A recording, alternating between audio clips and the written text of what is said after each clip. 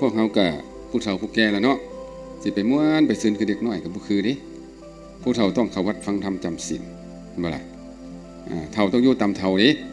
ไปแอะเป็นอ้อนไปฟ้อนบ่ได้เด้ต้องเข้าวัดเข้าฟ้าจำศีลอย่ามัวเล่นน้ำลูกน้ำหลานบ่ดีนำบ่คือเด้เฮาไม่ใกล้ฟังนั่งใกล้ห้วยมาสิงวยลงมือใดเวลาเฮาตายมันใกล้เข้ามาแล้วเฮาจะมัวห่วงลูกห่วงหลานห่วงบ้านห่วงเฮือนบ่ได้แล้วแม่นบ่ บ่ได้อีกต่อไปเขาเจ้าบ่ตายดอกคิดจังซี่เขาเจ้าก็มีพ่อมีแม่เขาเจ้าอยู่เขาเจ้าบ่ตายดอกคือเฮาเลี้ยงลูกเฮานั่นแหละเขาก็ฮักของเขาเจ้าอยู่ดอกไปห่วงไปใยเขาเจ้าเกินเหตุเกินผลจนเป็นอันเหตุบ่ให้ได้มาเข้าวัดฟังธรรมจำศีลเป็นจังนี้เฮือนซานก็ห่วงแท้ห่วงว่าทรัพย์สินเงินคำเหล่านั้นก็ยังห่วงอีกโอ้เอาแล้วเนาะมื้อนี้สิสายเรื่องทุกคนมีคือกันเบิดเรื่องนี้นะถ้าผู้ใดฟังแล้วอาจจะได้ขอคิดสะกิดใจฟังดีๆอยากที่ถามคำเดียวว่าผู้ใดอยู่เนี่ยบ่มีความโกรธมีบ่มีเห็นป่ะแสดงว่ามีได้ดินะมีเนาะอาจารย์มีบ่โอ้ยตัวซ้ำมันตัวตอนมาแล้วเนี่ยฟังได้หลายนี่ถ้าบ่มีความโกรธคอยก็ไปโดนแล้วที่บ่ฉะนั้นว่าเรื่องนี้ขึ้นมานอกความโกรธนี่นะโรคใจให้เนี่ยก็มีสุขทุกคนนะบอกว่าเดี๋ยวนี้ก็ดีด้วยสมัยก่อนสมัยใดบางคนบอกว่าเขาน้อยนี่จักเป็นยังไงเวลาบางคนว่าพิษหูใจให้ลดเขาหน่อยเฮ็ดยังคัดหูควางตาก็ใจให้มันเป็นสิเด้มันเผาใหม่เฮาอยู่ตลอดมันเหมือนไฟสุ่มขอนไม้จิตไม้ใจเฮ็ดให้เฮาเนี่ยห้อนหุ่มกุ้มมูลาทุกเพราะความโกรธของเฮานี่เองเอาก็ออกบ่ได้ก็บ่มักแต่ว่ามันก็เฮ็ดจังได๋เอาออกบ่ได้ก็ได้แต่ว่าบานอมข่มขืนไปนำกันสมัยก่อนเนาะสมัยก่อนเพิ่นมีสิบ่มีคือกันเด้ผู้ใดยังบ่ได้ละกิเลสผู้นั้นก็จะมีสมัยพระพุทธเจ้าเฮาประทับอยู่ที่เมืองสาวัตถีมีพระองค์หนึ่งบวชเข้ามาแล้วเป็นคนใจให้องค์นี้นะผู้ใดว่าอย่างน้อยนึงก็ขึ้นมึงด่าเนาะโกรธเกลียดอาฆาตพยาบาท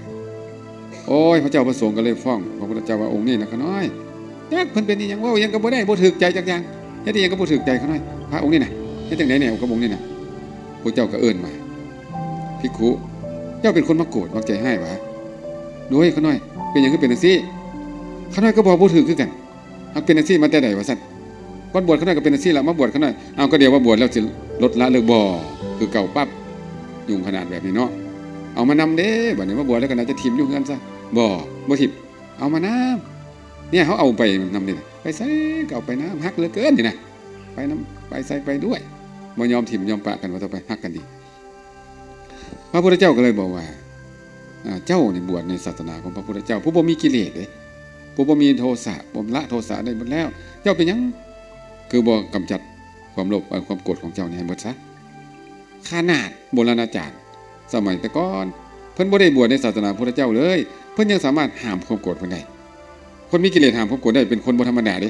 สมมุติว่าความโกรธจะเกิดระงับไว้ระงับเลยนะคนที่จะระงับความโกรธได้ดีคือคนประเภทใดนี่เด้บัดเนี่ยหาเรื่องแล้วบาดเนี่ยแม่ตู่ตาคนที่จะระงับความโกรธเจ้าของได้คือคนแบบใดเอามึงดูบาดเนี่ยคนมีสติติดเบรกปึ๊บคล้ายๆรถที่ออกจากห้องจากนี่เนาะลงห้องลงคูลงห้วยลงเบรกเหยียบทันทีหยุดจึกเป็นบ่และอีกพวกนึงมีคนอีกประเภทนึงสามารถระงับความโกรธได้ดีอีกผู้ใดเนาะบาดนี่เนาะจี้ไปที่เป็นตู้คำพันไว้ตู้คำพันวางไหนคนที่มีสติอีกคนนึงและอีกคนนึงหรือว่าอีกหลายๆคนก็แล้วแต่ที่สามารถหักห้ามความโกรธได้อย่างดีแม่นเวลาคนมีปัญญาคนมีปัญญาเนาะเว้าอยู่ประจำในเรื่องนี้นะแต่ว่าอาจจะนึกบ่ถึงเมตตาไม่ตู้ตากินเรียบเลยมื้อนี้นะคนแพ้เมตตาอยู่นะคนมีเมตตาอยู่นะมื้อนั้นก็เอามาสายเลยดิว่าสิเอาซ้ำซะบ่หือเนาะยังบ่เข้าถึงนี่นะเอาละไว้พักไว้ก่อนนะพักไว้ก่อนพระพุทธองค์เพิ่นบอกว่าขนาดคนเขาเจ้าบ่ได้บวชนะพระพุทธเจ้านะเขาเป็นคนภายนอกนะเขาสามารถระงับความโกรธได้นะเป็นยังท่านจังบ่พยายามระงับความโกรธให้ได้พระพุทธองค์ก็เลยซักอดีตนิทานมาได้บัดนี้เนาะสิลบนิทานทุกฟังในมื้อนี้น่ะเป็นหยังถ้าว่าอันวิชาการได้แต่ว่าบ่เข้าใจเนาะเห็นบ่เอานิทานปนๆไปทำเป็นแกงก็เป็นแกงจืดแกงน้ำหลายๆนะ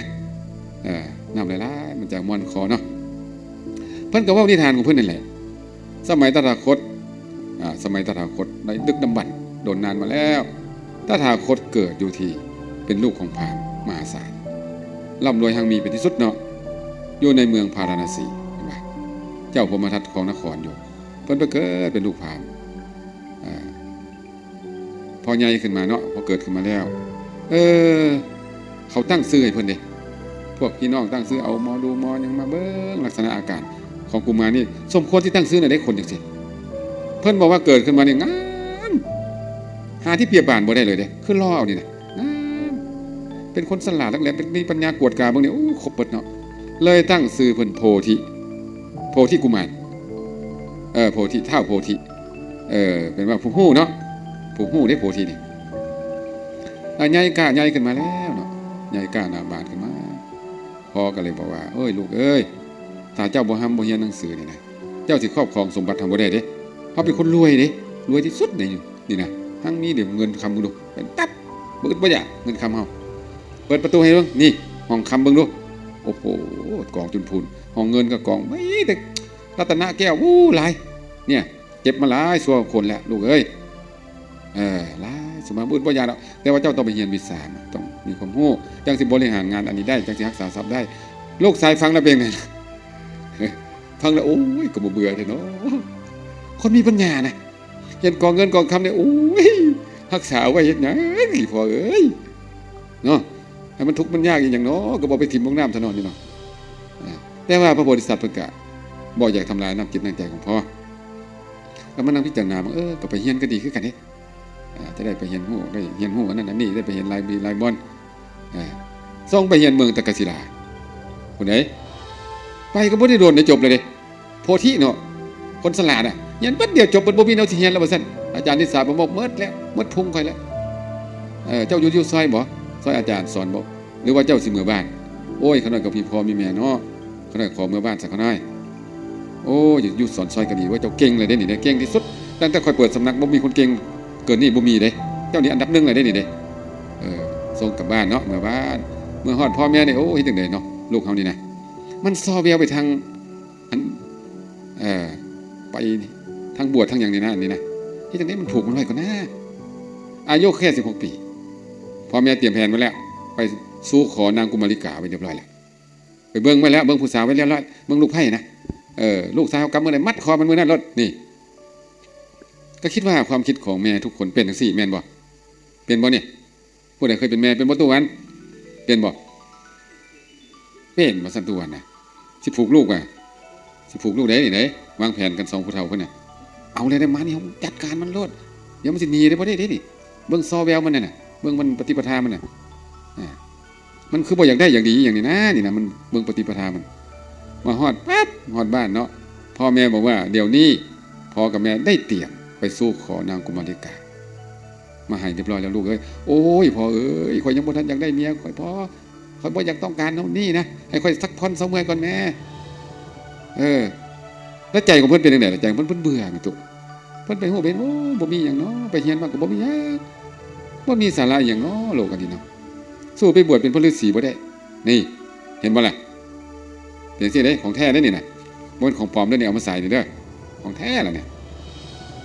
บ่ลูกเอ้ยอันเว้าเรื่องบวชเอาไว้ก่อนเจ้าต้องมีทายาทซะก่อนแต่งงานมีทายาทของบ้านของเรือนซะก่อนเจ้าค่อยไปอย่าเชื่อแต่สิตระกูลเฮานี่โอ้ยรักษามันนี่หลายชั่วโคตรชั่วตระกูลแล้วเจ้าอย่าเฮ็ดมันล่มสลายนี่บ่ได้เด้โอ้ยพ่อเอ้ยคนบ่อยากได้นะพ่อบ่ต้องการพ่อยุ่งยากซับซ้อนวุ่นวายบ่ได้เสียชื่อเสียเสียงเสียตระกูลฟังพ่อนี่น่ะเสื้อนี่น่ะพ่อเว้าก็จะได้ฟังเนาะพระโพธิสัตว์เพิ่นก็เป็นคนบ่เถียงพ่อเถียงแม่ก็แล้วแต่พ่อซะนะ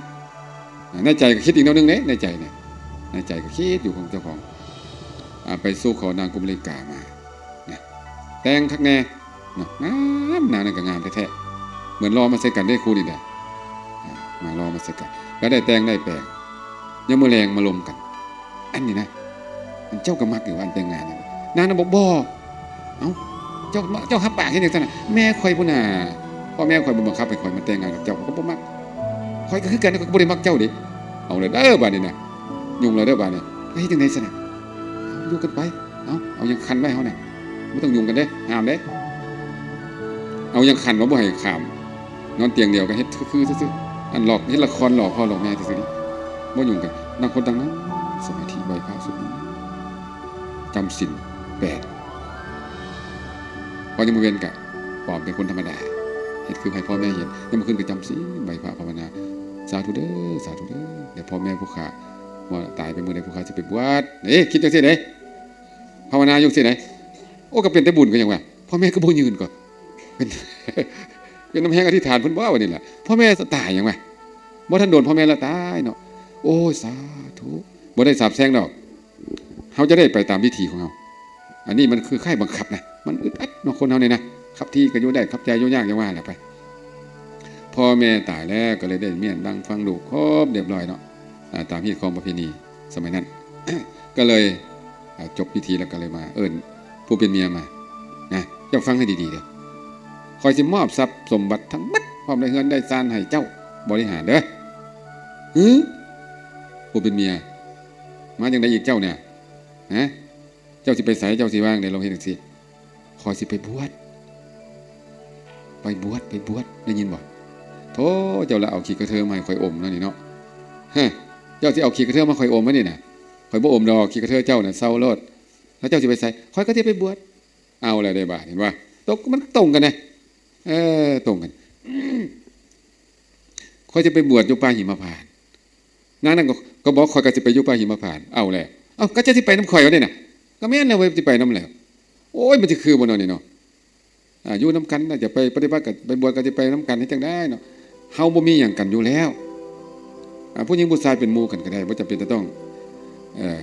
คือเขาเจ้านี่บ่มีหยังกันอยู่แล้วนะไปกับอยู่กับไปอันเดียวกันบ่มีปัญหาหยังเอาไปก็ไปบ่มีปัญหาก็เลยประกาศทั่วบ้านทั่วเมืองว่าผู้ใดอยากได้เงินได้คำเด้อพ่อแม่พี่น้องมาเอาเด้ออยากได้สอยได้แหวนได้เผื่อผ้าอาภรณ์ข้าวเปลือกข้าวสารมาเอาประกาศทั่วเมืองไม่สิท่านโดดนี่หยังเนาะตู้วงวิไลเห็นเป็นสั้นลองได้ยินข่าวว่าจะบ่ยู่ล่อไปรถเนี่ย ตู้วันก็สิยู่ล่อได้มาตู้พรมื้อนี้เนาะห้วยเอาจากล่อมาก่อนนะเอาคำจากกิโลนี่ก่อนนะสิว่าจังเนาะเพิ่นเลยเห็นก้อนเงินก้อนคำหมู่นี้เป็นก้อนขี้กระเทอพุ่นน่ะบ่มีสาระหยังโอ้ยอมขี้กระเทอบ่ผู้ใดก็สิหวนหวยเนาะเพิ่นอยากทมเอาในขี้กระเทอนี่นะบ่อยากอมเด้บัดนี้เนาะพอคนมาเอาเบ้อเกลี้ยงเขาเกลี้ยงเบิดบ่มีหยังเหลือสาธุสาธุสาธุซะตัวบัดเนี่ยเบาวิวพอปานเอาแบกเอาหาบเอาออกจากบ่าเนาะพอปานแบกของนักแล้วโป่งทิ่มหรือโยนทิ่มตุ่มเบาจิตเบาใจบ่มีหยังเข้าคาแล้วบัดเนี่ยเอาผ้าขาวมานุ่งบัดเนี่ยนุ่งผ้าขาวโอ้งามแท้ผ้าขาวนุ่งผ้าขาวแล้วก็สมาทานศีล8เอามีผ้าเล่มนึงแล้วก็มีเสียมอันนึงไปแล้วบัดเนี่ยเข้าป่าแล้วบัดเนี่ยกับเมียเพิ่นไปแล้วไปนำกันสองตาผ้าขาวไปนำกัน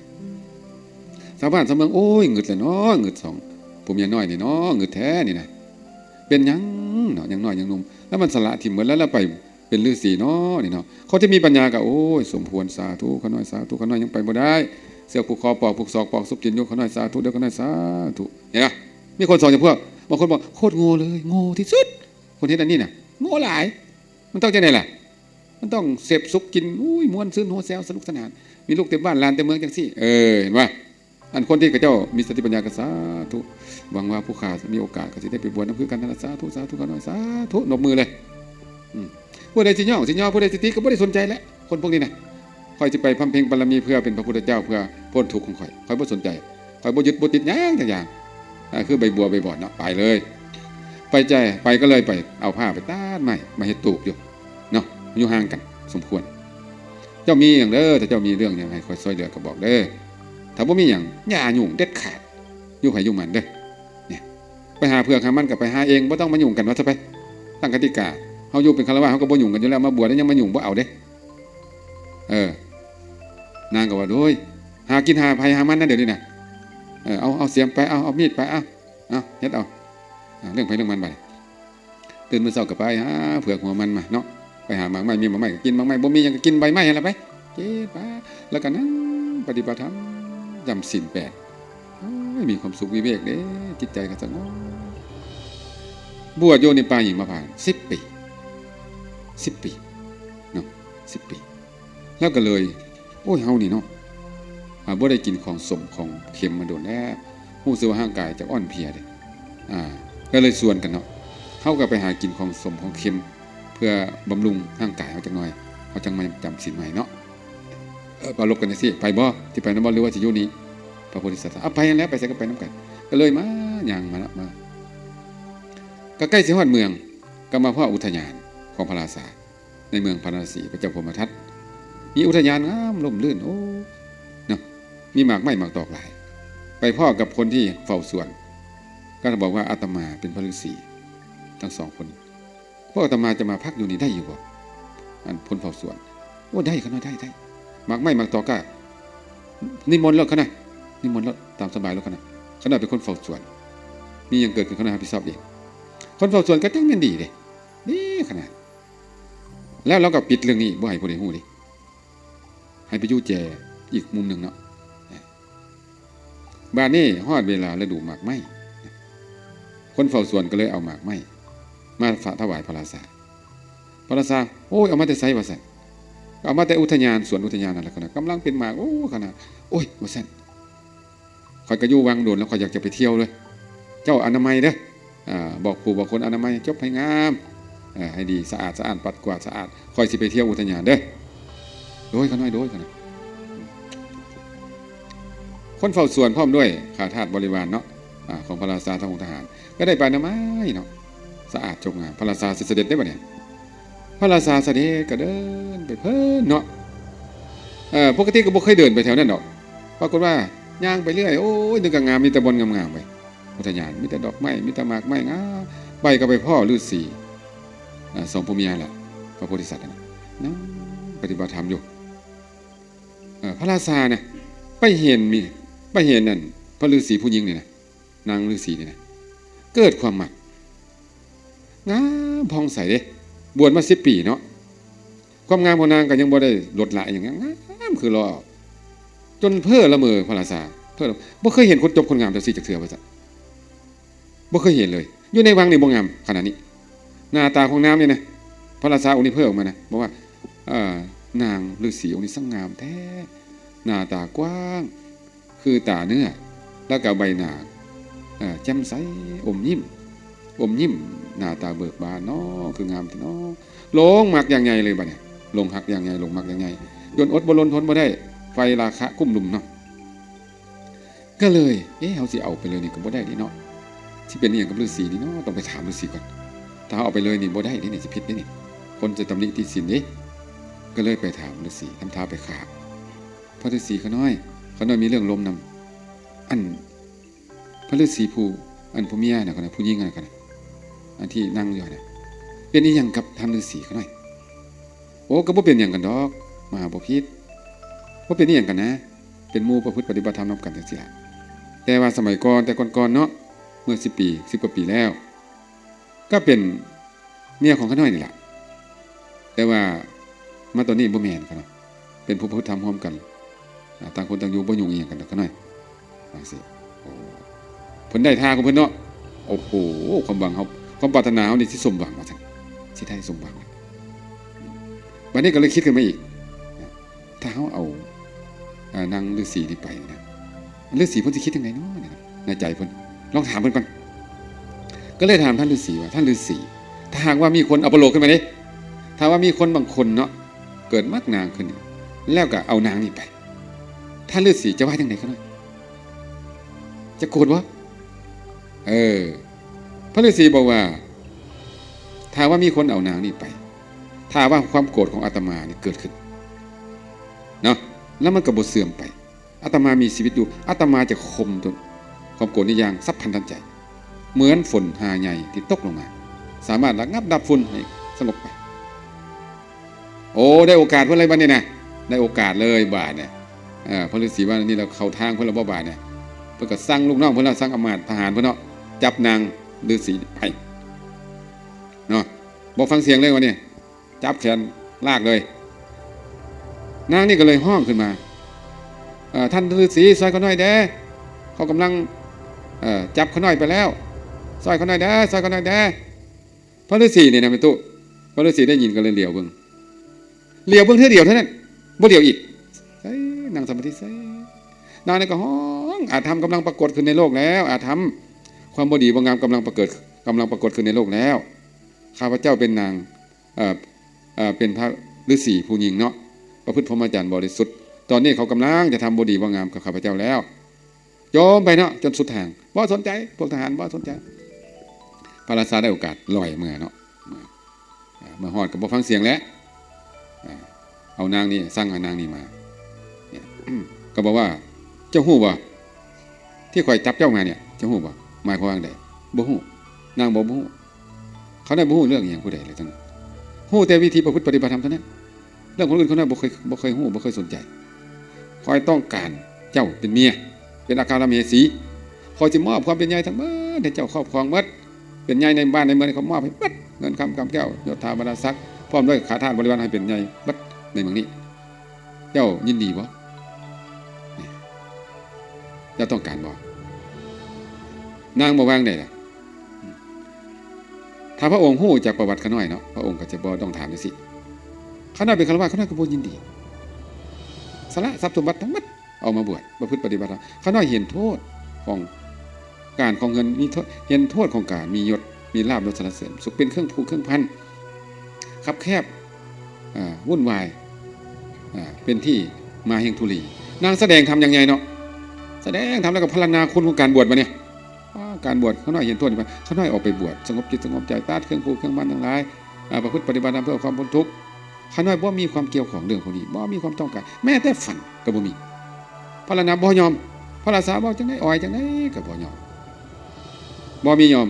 นางยืนคำเดียวเลยตายเป็นตายนางบ่ยอมบ่มียอมพระองค์จะเฮ็ดจังได๋ก็เสือนบ่มีทางยอมเลยนี่ของแท้บ่แม่ตู้เนี่ยเจอของแท้หรือยังเนี่ยนะของแท้เนาะถ้าตู้บ่มีไรเพียงใดโอ้ยเขาเป็นเจ้านะพระราชาจับไปนะแม่ตู้เขาจะเอายศให้เจ้าจะเอานั่นให้เจ้าอยู่นำข่อยเด้อโดยโดยไปบ่คันอันนี้บ่ยอมเด้เพิ่นนี่ของแท้เด้ออันนี้น่ะนอกนั้นของปลอมหมดนะอันนี้ของแท้เด้ที่ว่ามันนี่บ่เป็นของปลอมเด้ของแท้ๆเลยน่ะพระราชาโอ้ยให้ผู้ใดประโลมให้ผู้ใดเอาเมื่อยจนเมื่อยเว้าว่าโธ่บ่ยอมเด็ดขาดบ่ยอมข้าน้อยเป็นผู้ประพฤติพรหมจรรย์บริสุทธิ์ทางกายใจบ่มีเรื่องพวกนี้ขอให้พระองค์เลิกซะเลิกยุ่งกับข้าน้อยให้ปล่อยข้าน้อยไปอยู่ป่าคือเก่าซะถ้าว่าพระองค์ยังขืนเฮ็ดบ่ดีบ่งามพระองค์จะได้ถูกลงโทษทันทีโอ้ยคู่อีกต่างหากเนี่ยน่ะจะถูกลงโทษบ่แม่นธรรมดาได้คนมีบุญเนาะเขาว่าอย่างนั้นเป็นนั้นเด้น่ะขนาดนางมัททีได้นี่นะบ่แม่นนางพิมพาได้เด้ผู้มีบุญญาธิการถ้านางต้องการอีหยังน่ะเป็นไปซั่นเลยเด้โอ้ยพระราชาเบิดคู่เว้ยเอาค้างไว้ก่อนปากยังแข็งเอาเดี๋ยวค่อยว่ากันใหม่บ่ยอมพระราชากันบ่ยอมดิบ่ยอมวันนี้มันพิจารณาหาแผนจะเอาจังไดเนาะนี่นะจังสิชนะเราได้เนาะทรัพย์สมบัติก็บ่มีความหมายยังก็บ่มีประโยชน์อีหยังกับคนนี้เนาะแถมยังไม่ให้ยิงมาแต่ละดอกนะโอ้ยธรรมะของนานมันคือลึกซึ้งแท้คำเว้าคำจามาสังคารมคมคายเอาแท้บาดอกบาดใจข้าพเจ้าแท้เนาะแทงใจดำข้าพเจ้าแท้เนาะข้าพเจ้ากลายเป็นคนซัวสนิทเลย กลายเป็นคนซัวที่สุดในโลกเลยเดี๋ยวนี้นะตายหาแล้วเฮ็ดจังได๋นี่นะฟังไปฟังมาเนี่ยข้าพเจ้าเลยเป็นคนซัวที่สุดเอ้ยเนาะเฮ็ดจังได๋วันนี้มันนึกถึงพระฤาษีโอ้ยเนาะพระฤาษีเจ้าเพิ่นก็งามแท้เนาะนั่งสมาธิสงบเงียบเวลาเฮาไปญาติอันนางฤาษีเพิ่นก็ยังเสยเบิ่งตาเดียวเท่านั้นแล้วก็เสยเพิ่นเป็นไปได้จังได๋เพิ่นเฮ็ดได้จังได๋นี่นะหรือว่าเพิ่นแอบโกรธเฮาอยู่พระฤาษีพวกนี้ถ้าได้โกรธผู้ใดแล้วตายแท้นี่น่ะลมบ้านลมเมืองบ่ได้นี่โอ้ยเนาะไปจอบมันก่อนนะตื่นมื้อเช้าไปจอบไปพาทหารไปจอบเพิ่นอยู่จังได๋กินจังได๋พระฤาษีองค์นี้เพิ่นมีปฏิกิริยาจังได๋เพิ่นเอาอันหมู่เพิ่นมาแล้วนี่นะไปจอบพระฤาษีกำลังตากผ้าอยู่เอาเข็มเพิ่นมีสติเลยเนาะเพิ่นตามนี้ผ้าพระราชาก็ย่องมาก็ที่ความจริงต้องได้ยินนั่นแหละเนาะกับย่องพระฤาษีบ่เบิ่งเลยบ่ถามแล้วบ่เบิ่งเซ้ยหยิบผ้าเซ้ยพระราชาเข้าใจผิดทันทีป้าพระฤาษีองค์นี้แต่ก่อนบอกว่าบ่โกรธนะบ่โกรธบ่เกลียดบ่ได้จะเอาไปยังไงก็อย่าถ้าความโกรธเกิดแก่ข้าพเจ้ายังมีชีวิตอยู่ข้าพเจ้าจะระงับความโกรธนั้นโดยสัพพันธ์ทันใจเหมือนฝนหาใหญ่ตกลงมาให้ขี้ฝุ่นสงบระงับว่าจังซี่บัดนี้มานั่งขึงอยู่นี่แสดงว่าโกรธยังไงแล้วนี่นะพระราชาคิดจังซี่เด้ โกรธยังไงแล้วเพิ่นนี่เห็นบ่แล้วบ่เว้านำบ่สนใจบ่ใส่มาใกล้ๆก็เลยถามเนาะท่านฤาษีวันก่อนๆกับวันนี้สังบ่คือกันเนาะวันก่อนๆท่านเว้าดีปราศัยดี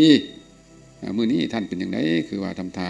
คงสิเครียดแล้วบ่คงสิโกรธข้าพเจ้าแล้วบ่ข้าพเจ้ามาญาติเอาหมู่ไปนะก็เดี๋ยวว่าท่านบอกว่าข้าพเจ้ามีความโกรธเกิดขึ้นข้าพเจ้ามีชีวิตอยู่ข้าพเจ้าจะระงับความโกรธนั้นโดยสัพพันธ์ทันใจเหมือนฝนหาใหญ่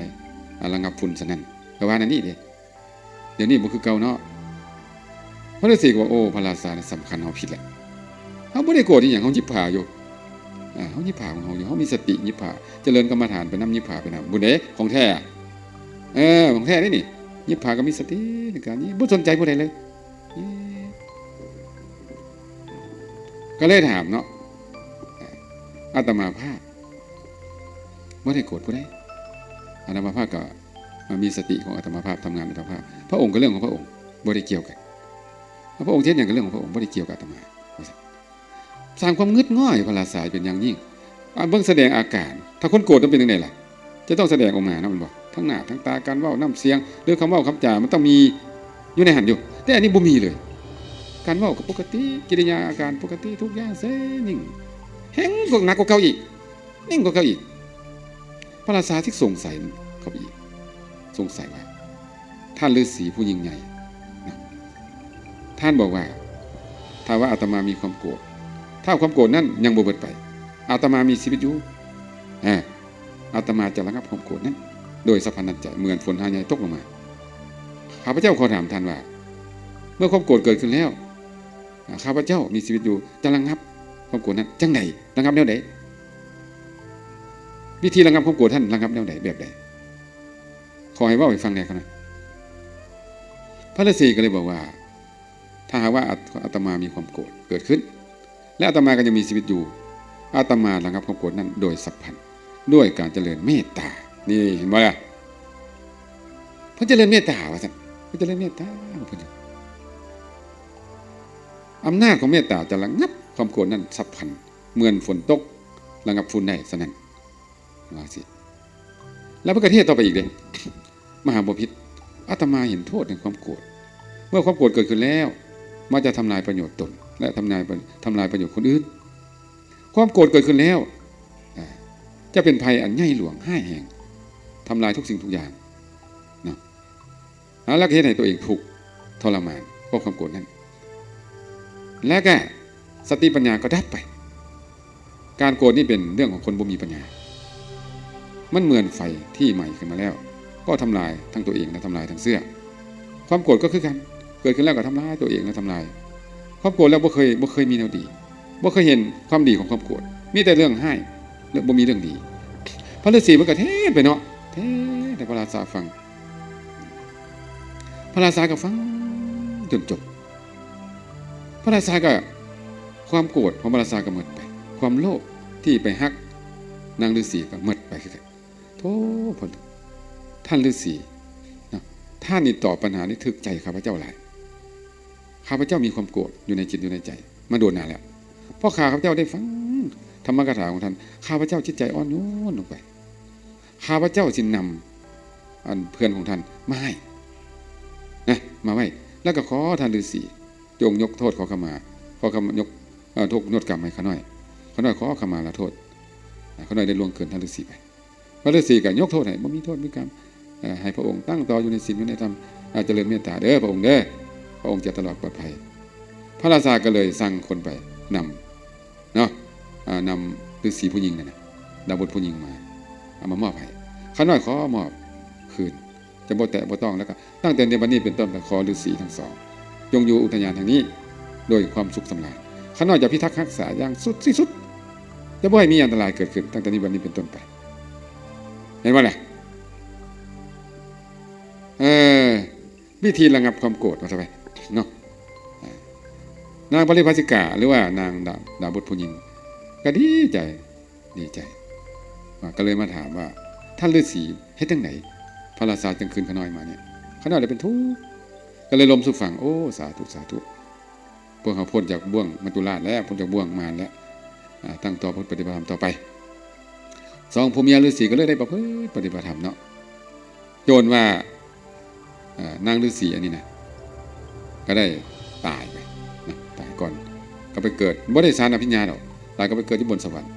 พระฤาษีนะพระฤาษีก็เห็นว่าโอ้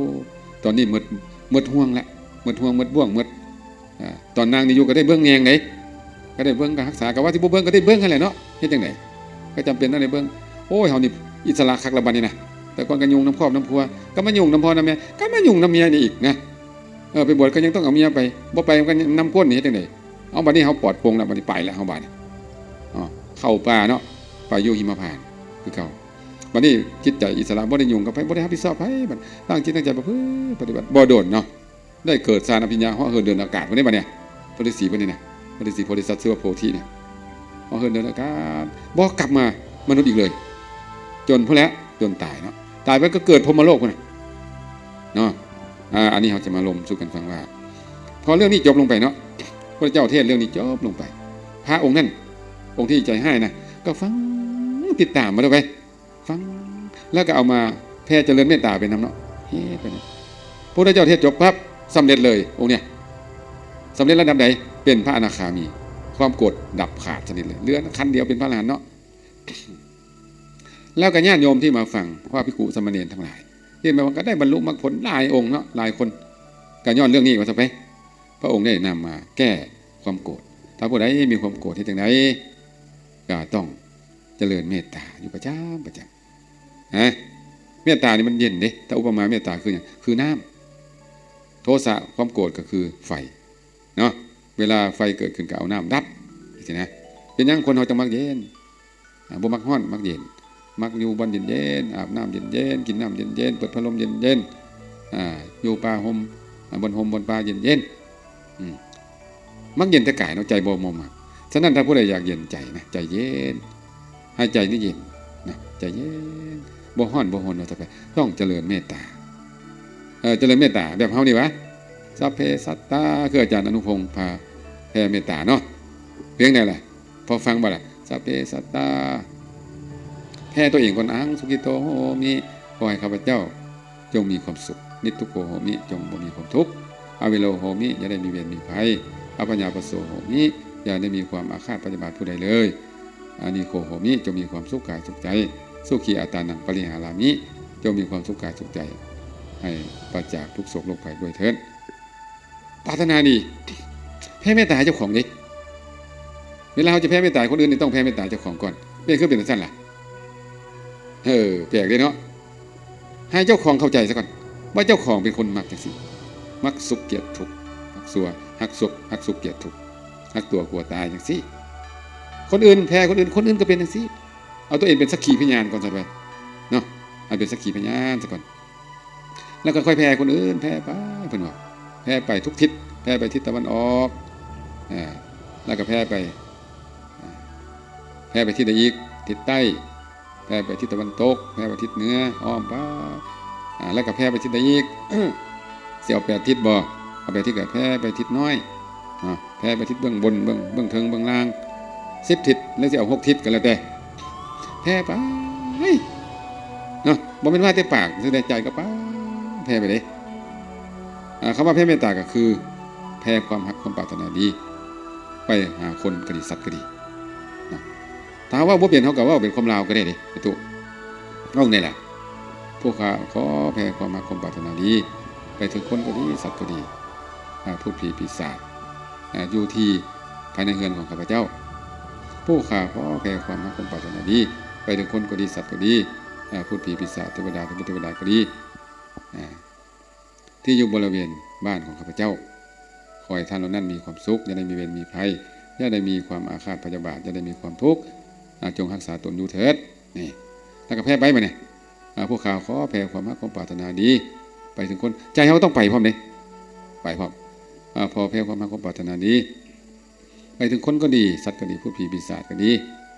อยู่บริเวณเขตพลทองนะแผ่ไปเขตพลทองแผ่ไปเมืองนาสายทองแผ่ไปนครหลวงเวียงจันทร์แผ่ไปทั่วประเทศลาวแล้วก็แผ่ไปทั่วโลกเอาสุดท้ายเนาะพวกข่าวขอแผ่ความรักความปรารถนาดีไปถึงคนก็ดีสัตว์ก็ดีที่พูดผีปีศาจที่พูดเทวดาอิมพรหมยมยักษ์ว่าไปละลายก็ว่าเป็นยังที่อยู่ทั่วจักรวาล ทั่วจักรวาลขอบจักรวาลนี่นะเบื้องเทิงตั้งแต่พรหมโลกลงมาเบื้องล่างตั้งแต่อเวจีขึ้นมาขอให้คนเหล่านั้นสัตว์เหล่านั้นเทพบุตรเทวดาเหล่านั้นยินพรหมยมยักษ์เหล่านั้นจงมีความสุขจะได้มีเวรมีภัยจะได้มีความทุกข์กายทุกข์ใจจะได้มีความอาฆาตพยาบาทจะได้มีความทุกข์กายทุกข์ใจบริหารตัวเองให้อยู่เป็นสุขเถิดแพ้ไปเลยเนาะจบแล้วแพ้อีกแพ้ไปจนเบิ่งแล้วบ่มีคนเป็นตาสั่งจักคนถ้าผู้ใดเป็นตาสั่งแพ้ไปเลยจี้เข้าไปเลยเนาะว่ายังบ่เซาเอาลูกฮู้มาเอามาตั้งแพ้ไปจนเป็นตาหักขึ้นมาว่าเท่าไปคนเป็นตาสั่งคนนี้น่ะว่าสิขาทิ่มแล้วแต่ว่าแพ้เมตตาจนโอ้ยหักเกิดขึ้นแพ้ไปจิตใจเย็นมาเยือกเย็นหักทุกคนจนหักทุกคนในโลกนี้เป็นตาหักเบ้อทุกคนในโลกนี้เนาะเอาบ่สามารถให้คนในโลกหักเขาได้แต่ว่าเราสามารถหักทุกคนได้ด้วยการแผ่เมตตาอย่างสิจิตใจก็จะเย็นหน้าบ้านพอใจเย็นใจมีปิติมีปิตินะอิ่มมีปิติอำนาจเมตตาเกิดเนี่ยเกิดปิติอิ่มเด้เพิ่นว่าสิเด้แล้วก็แสดงออกมาทางสีหน้าทางหน้าตาผิวพรรณบรรณาผ่องใสใบหน้าบ้านยิ้ม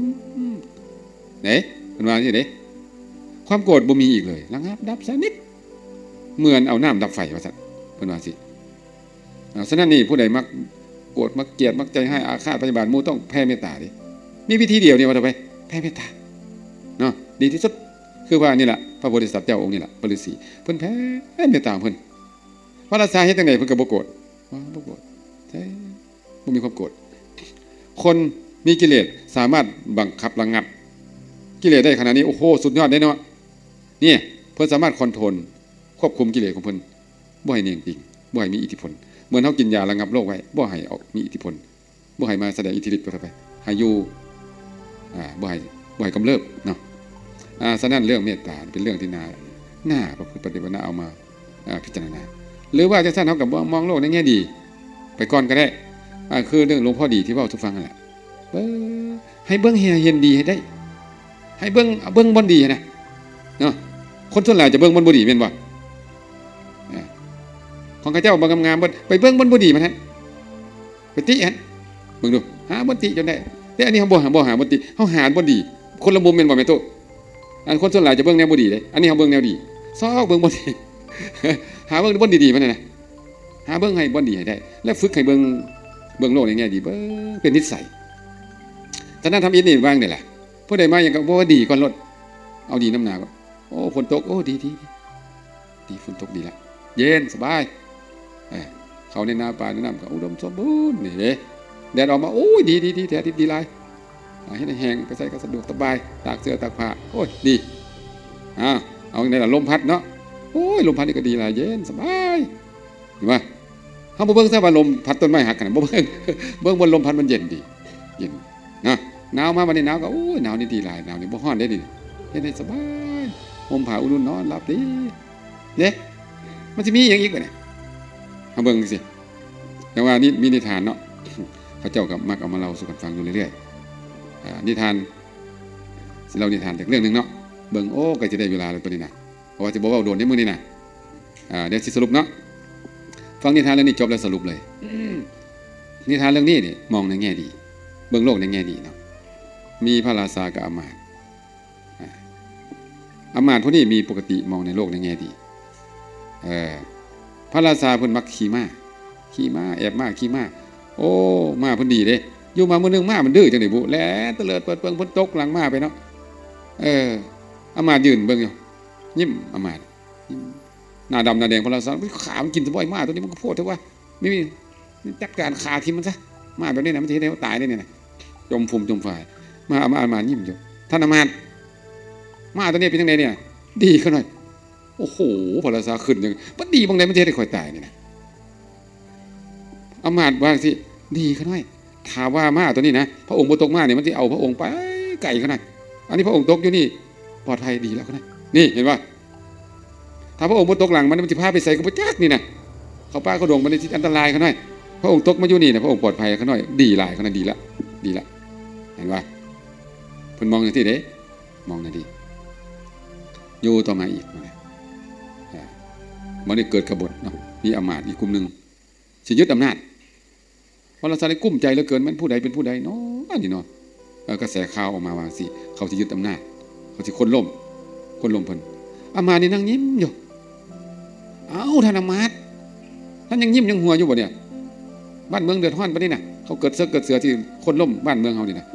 โอ้ดีขนาดดีหลายขนาดดีมันดีจังได้นี่นะโอ้ชัดเจนขนาดแจ่มขนาดนั้นพระองค์จะได้รู้ว่าผู้ใดจงรักภักดีกับพระองค์ผู้ใดเป็นศัตรูพระองค์ก็ได้เห็นแล้วแต่ก่อนพระองค์บ่ฮู้ดอกมันปนกันอยู่วันนี้มันแยกกันแล้วขนาดแจ่มเลยขนาดแจ่มหลายขนาดคักหลายพระองค์ก็ทหารอยู่ในกำมือพระองค์ก็จัดการซะติพระราชาก็แม่นของเจ้าเนาะมันแจ่มแล้วได้มันแยกขาดแล้วนี่เลยสั่งทหารจัดการเลยเนาะวันนี้อยู่ต่อมาอีกพระราชาเนี่ยโอ้บ่ได้ดอกบ้านเมืองนี่เนาะมีขาเสือมันจะมีเกิดขึ้นตอนไหนก็บ่ได้ฝึกซ้อมอาวุธดาบฝึกซ้อมดาบเพิ่น เอาดาบมาฝึกซ้อมดาบรุดมือนี่หว่าดาบรุดมือไปซักใส่หัวโปรดินขาดคอรอเลยขาดโอ้โหพระราชาโกรธตัวเองเนาะกดกับนาดำนาแดงเครียดมันเรียกว่าเบิ่งอำมาตย์ยังยิ้มอยู่ ยิ้มคือเก่าเพิ่นอำมาตย์เบิ่งแม่เนี่ยตีนควายขาดแล้วเนี่ยนิ้วติโป้ตีนควายเนี่ยนะโอ้ยดีเขาหน่อยแม่พระราชาขึ้นอย่างใหญ่เลยก็แม่นเนาะบ่แม่นตีนเจ้าเด้เนี่ยเจ้าก็ว่าดีตัวน่ะตีนควายน่ะเจ้านี่เนาะมันซ้ำเติมข่อยพระราชาทนบ่ไหวจับติดคุกเลยจับอำมาตย์ติดคุกเลยบ่ไหวเป็นจังซี่น่ะบ่ซอยบ่เหลือกันบ่ปลอบใจกันจักหน่อยแล้วว่าดีอย่างเดียวอ้าวติดคุกไปอำมาตย์ดีก็ย่าดีแล้วว่าคนอื่นเนาะถ้าอำมาตย์เป็นจังไหนเขาว่าน่ะเป็นไงคักดีหลายติดคุกนี่กลับบ้านสร้างลูกสร้างเมียดีหลายติดคุกเขาจะได้พักผ่อนเขาจะนอนกินสบายไม่ต้องมายุ่งกับเวียกกับงานไม่ต้องมาปวดหัวสบายเห็นป่ะล่ะคนทำเบื้องได้ส่วนดีกันมันก็ดีเลยป่ะเนาะถ้าเบื้องนี้บ่ดีโอ้กูอิดหมดอิสระภะมาบอกกูบานนี่นะไปใส่ก็บ่ได้แล้วเด้นี่นะพระราชานี่โอ้อุตสาห์เฮ็ดดีนำตลอดเนาะวันนี้มาจับเขาติดคุกแต่มันบ่มีบุญมีคุณเอาแล้วได้บาดนี่เนาะหูสิขาทิ่มสักก็ดีไหนได้บาดนี่ไปแล้วได้บาดเนี่ยอย่าได้ให้กูออกไปกูจะเมียนเมามันได้บาดไปแล้วได้เนาะแต่บ่คิดแต่ท่านสบายก็แต่งตั้งอำมาตย์ผู้ใหม่มานี่อยู่ฮอดอยู่ไปอยู่มาพระราชาพวกเขาจะได้ออกไปบ้านนอกบ้านนาดิจะไปสำรวจกวดกาตามบ้านน้อยเมืองไงบ้านเฮากว้างขวางเนาะเอามาก็ไปหลายคนดิไปสำรวจกวดกาไปบ้านน้อยเมืองไงไปลงป่าเข้าไปไหนสมัยก่อนมีคนกินคนดิพอไปคนป่าจับทันทีจับมาแล้วก็มามัดจะบูชายันพูดน่ะจะเอาบูชายันพระราชาเนี่ยโอ้โหหมดทาเลยกูบ้านเนี่ยให้จังไดบ้าเนาะถ้าอามาตย์คนนั้นอยู่สิว่าจังไดเนาะนี่เนาะสิว่าดีอีกคนเนาะนี่เนาะได้เวลาหัวหน้าเผ่าเขาออกมากวดกาเบิ่งดูว่าซั่นกวดกาให้ละเอียดเด้คนที่จะบูชาเนี่ยน่ะเทพเจ้าเขาเนี่ยต้องบริสุทธิ์ไปกวดเบิ่งพระราชาใส่เกือบเนาะถอดเกือบเบิ่งนิ้วโป้ตีนขาดบ่ได้อยู่ท่านบ่ได้นี่ตำนี้ใส่บ่ได้ไปเป็นกาลกินีว่าท่านเด้หัวโป้ตีนขาดนี่บ่งสรวงบ่ได้เทวดาบ่มักว่าท่านเอามันไปบ่ด่วนๆนี่เดี๋ยวนี้เลยว่าท่านบ่ให้อยู่เป็นกาลกินีนอกนั้นกวดมึงดูพวกเสนาอำมาตย์ทั้งหลายผู้ที่นิ้วมือครบนิ้วตีนครบอวัยวะทุกส่วนครบเสร็จถึกปาดคอบ่เนี่ยบูชายันเกี้ยพระราชาองค์นั้นเขาเอาขึ้นมาทรงด่วนเลยว่าต่อไปพอมาฮอดบ้านเมืองตัวเองโอ้โหกูตายมันจักซี่บ่เนาะอามาตย์บอกว่าดีเนาะหัวโปรตีนขาดเนาะแม่นอันนี้บ่เริ่มระลึกได้แล้วเนาะสิแม่นตรงนี้แหละวะถ้าหัวโปรตีนขาดบ่ขาดนี่มันตายแท้ๆได้นี่นะเขาเอาบูชายันแล้วได้นี่ก็เลยไปหาอามาตย์ปล่อยคิดถึงคุณอามาตย์เนาะปล่อยออกมาเป็นยังไงท่านอามาตย์ติดคุกก็เป็นยังไงติดคุกก็ดีขน้อยดียังไงขน้อยครับขน้อยไปน้ำพระองค์ก็ตายคือกันถ้าขน้อยไปน้ำพระองค์ขน้อยก็ตายขน้อยติดคุกขน้อยเลยบ่ตายขน้อยดีขน้อยก็ได้พักผ่อนสบายเป็นยังไงพระองค์นิ้วตีนขาดเป็นยังไงขน้อยดีว่ะดีพระราชาบอกว่าดีท่านนิ้วตีนคอยบ่ขาดคอยก็ตายคือกันโอ้แต่งตั้งไหมเอามาเป็นอามาตย์คือเขาเห็นป่ะล่ะฉะนั้นเรามองเห็นให้มองให้เห็นให้ดีให้ได้ทุกอย่างมันมีดีอยู่ดิเนาะคนที่สามารถเอาสิ่งที่คนอื่นเอาบุดีมาเฮ็ดดีได้นะขนาดพิษงูเขายังเอามาเป็นยาได้ต้นไม้ที่มีพิษเขาก็เอามาเฮ็ดยาได้ทุกสิ่งทุกอย่างดีเบิดถ้าเรามองในสิ่งนั้นให้เห็นดีให้ได้ฉะนั้นคนทุกคนเกิดมาโลกนี้ดีเบิดไม่ถูก ดีเบิดทุกคนแล้วก็ทุกสิ่งทุกอย่างอยู่ในโลกนี้ดีเบิดเนาะถ้ามันบ่ดีก็แม่นเฮาพี่ล่ะเฮาบ่มักมันเฮาบ่มักอันใดเฮาก็หาเรื่องใส่แม่นบ่ล่ะแม่นตู้คนอื่นก็มักอยู่ดิคนอื่นก็มักอยู่เช่นว่าผู้ใดบ่มักผักกระเดาขมแม่นบ่ล่ะคนที่เขามักผักกระเดาว่างได้แล้วสุดยอดบรรดาผักในโลกนี้สู้ผักกระเดาบ่ได้ดอกขมอำล้ำแซ่บหลายแน่เป็นจังซั่นเด้ผักกระเดานี่มันบ่ดีหม่องใดกะเจ้าหันบ่ดีเจ้าไปกินมันถ้าเจ้าบ่มักเจ้าก็อย่ากินมันก็จบแล้วแม่นบ่ล่ะฉะนั้นเฮามองแง่ดีให้ได้เจริญเมตตาเนาะให้ใจเยือกเย็นเป็นสุขยิ้มแย้มแจ่มใสยิ้มได้เมื่อภัยมาเนาะยิ้มไปยิ้มมารักษาโรคประสาทได้บ่แก่ง่ายแล้วก็บ่มีโรคอัลไซเมอร์บ่หลงบ่ลืมแล้วก็ความโกรธโรคประสาททั้งหลายระงับดับไปกิเลสคือโทสะก็อ่อนลงเนาะอ่อนตัวลงแล้วก็อยู่ซุ่มอยู่เย็นเป็นสุขกินข้าวแซ่บนอนหลับเบาม่วนสบายก็เหมือนคนมีโรคมีภัยแล้วก็โรคนั้นระงับดับไปฉะนั้นผู้ใดมักโกรธมักเกลียดก็มาฟังนิทานเรื่องนี้นิทานเรื่องนี้กับประพฤติปฏิบัติเนาะก็จะหายโกรธไปอีกนิทานเรื่องนี้ก็ได้จบลงไปเนาะก็สิสมมาพระควรมื้อนี้นะบ่ต่ออีกแล้วล่ะย่าเพียงใดฟังแล้วเข้าใจดีบ่ตู้ซ้ำตู้วันเนาะตู้ซ้ำบ่มาตู้พรเข้าใจบ่เอาปฏิบัติเด้อบัดนี้เด้อลงมือปฏิบัติเฮาน่ะจะให้ลูกให้หลานในกลับเมื่อบ้านบัดนี้นะแผ่เมตตาเด้อบัดนี้เด้อทุกคนเด้อเฮาได้ฟังสาดกของพระโพธิสัตว์เจ้าแล้วเฮาก็ได้สติเตือนใจว่าโอ้เพิ่นฝึกฝนของเพิ่นจังซั่นเนาะมีคติหลายในเรื่องนี้นะแต่ว่าที่สรุปนี่คติยาวเติมเนาะเอาสรุปย่อๆว่าน่าเอาเป็นตัวอย่างตรงไหนแม่ตู้เดี๋ยวถามท่านหลายคนแม่ขาวพระวันฟังแล้วเอาตัวอย่างอันใดได้เนี่ยเรื่องนี้เอาจากตัวอย่างนึงมีบ่มีแม่อำมาลาเจ้าได้คติอันใดจากเรื่องนี้ความเมตตา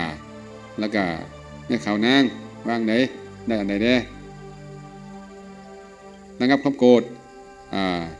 ไม่ออกจำนวนฟังเรื่องนี้เราได้อย่างได้สติดีขึ้นเนาะแม่ตู้ตาฟังเรื่องนี้เราได้อย่างได้หลายๆอย่างเนาะแม่ตู้คำพันธ์ฟังเราได้อย่างอยากนอนแท้บ่อยากนอนแห้งแล้วบ่ฮับแล้วบ่เฮาเบิ่งจังซี่ก็ได้ว่าคนผู้มีบุญเพิ่นเป็นยังไงเพิ่นเกิดมาเนาะเพิ่นบ่ติดแม่ตู้บ่ติดมีเงินมีคำก็บ่ติดเนาะบ่ติดเงินบ่ติดชานบ่ติดบ้านติดเมืองบ่ติดทรัพย์สมบัติบ่ติดหยังอย่างเนี่ยใจมันจะน้อมไปเพื่อความพ้นทุกข์เห็นโทษเห็นภัยอยู่เสมอน้อมไปเพื่อสร้างโพธิสมภารเพื่อสร้างบ่ประมาทแม่นบ่แม้แต่อายุยังน้อยๆก็หนีไปบวชแล้วเฮานี่จนว่าสั่นงังโอ้ยกูสิเฮ็ดอันวางแผนสิเฮ็ดอันนั้นนี่ต่อเด้เป็นซั่นเด้ยังบ่ยอมลงยังของกูสิอยู่เด้ฉะนั้นนี่ต้องเบิ่งตัวอย่างตัวนี้เห็นบ่หนีไปบวชเลยยอมทุกข์ทรมานเพื่อแลกเอาเสียเพื่อได้มาเห็นบ่เพิ่นเอาความสุขสบายเล็กๆน้อยๆเพิ่นแลกเพื่อเอาโพธิญาณเอาพรหมโลกเนาะบ่ทันได้บรรลุมรรคผลนิพพานแต่เพิ่นก็ไปเกิดพรหมโลกคนนี้แล้วก็ตัวอย่างอีกตัวอย่างนึงก็คือว่าการที่เพิ่นไปอยู่วิเวกอยู่ในป่าให้ได้เกิดความสงบกายสงบใจสงบกิเลสแสดงว่าป่านี่มีดีเนาะมีดีทุกภพทุกชาติเพิ่นจะไปเข้าป่าเด้บวชเป็นฤาษีกินหมากไม้อยู่สันมักน้อยสันโดษเรียบง่ายบ่ของบ่ติดหยังจักอย่างปฏิปทานี่เป็นปฏิปทาของบุคคลผู้มีบุญผู้มีโพธิสมภาร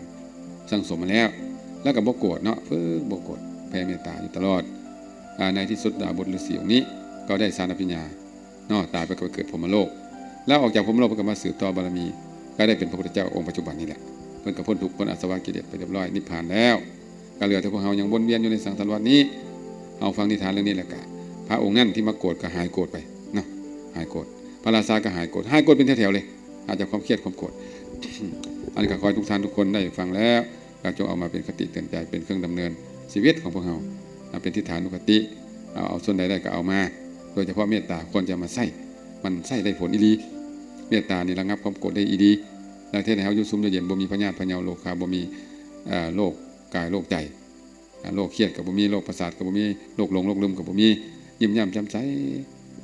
ตายไปก็จะไปสู่สุคติเนาะก็ขอให้ทุกท่านทุกคนฟังเทศน์ฟังธรรมแล้วก็จะมีสติมีปัญญาสามารถรู้แจ้งแทงตลอดพระธรรมคำสอนพระพุทธเจ้าแล้วก็ขอให้บรรลุธรรมสุขสุขโกนด้วยเถิด